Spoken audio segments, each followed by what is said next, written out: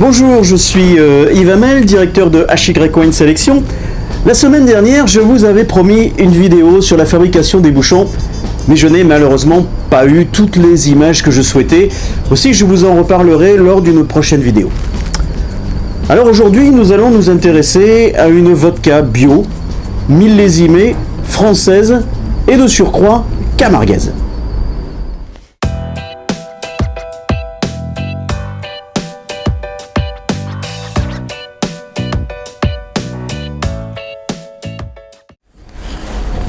Francis Abécassis a conçu cette vodka en Camargue, dans le sud de la France, une vaste région protégée tout proche d'ici, où depuis des siècles les chevaux, les flamants roses et les taureaux vivent librement.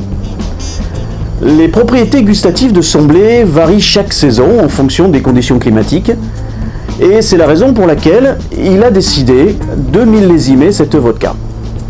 Alors pour ceux qui ne connaîtraient pas, la Camargue, c'est un lieu magique où le Rhône rencontre la Méditerranée. Et c'est le royaume du soleil, du sel, du blé, du riz, de l'eau.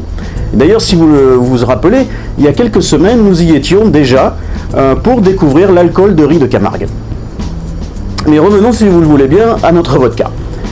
Alors, ce terroir et le temps ensoleillé et venteux avec le Mistral donnent au blé tendre toute sa spécificité.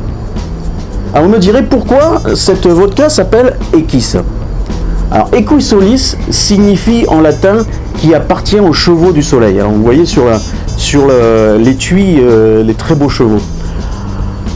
En réalité, le domaine Abécassis appartient aux chevaux qui vivent en liberté et où ils sont le symbole de la région camarguaise et désormais de cette magnifique vodka. D'autre part, on peut dire que les caractéristiques et les qualités attribuées aux chevaux camarguais, la robustesse, le caractère et l'intelligence, décrivent parfaitement cette vodka.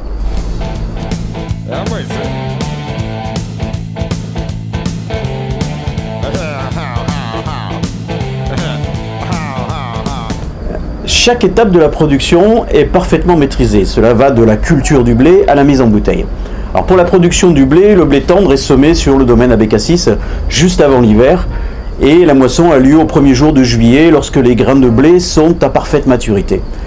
Ensuite, les grains sont nettoyés et stockés. Alors après fermentation, le blé est distillé 5 fois dans un alambic pour révéler tout le caractère. Pour ce qui est de la réduction, une eau pure est uniquement utilisée. Cette eau est totalement neutre, cristalline et transparente pour assurer la finesse de la vodka. Alors chaque récolte est commercialisée dès le printemps suivant et en nombre limité de bouteilles numérotées. Ici, j'ai exactement la bouteille 5246. Voilà. Et nous sommes ici sur le millésime 2012. Et passons à la dégustation si vous le voulez. Alors, vous le voyez, hein, l'œil est parfaitement cristallin. On a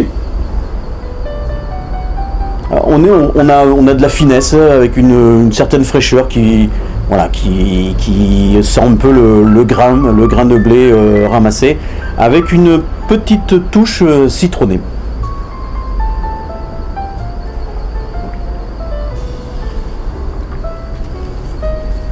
Bon, nous sommes sur un alcool à 40% quand même.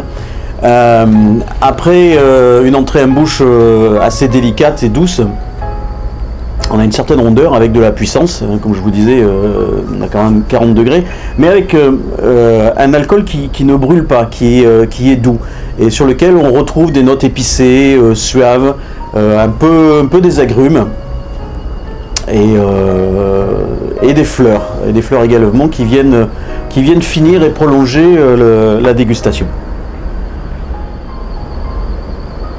Le tarif de cette vodka est d'une trentaine d'euros chez votre caviste. Comme d'habitude, je vous invite à me laisser vos questions, vos commentaires via mon email qui s'affiche ici. Alors nous nous retrouverons dans 2 semaines, car la semaine prochaine est consacrée à mes élèves de l'Institut supérieur du vin de Montpellier qui passent leurs examens. D'ici là, je vous souhaite une bonne dégustation, une bonne semaine et je vous dis à bientôt.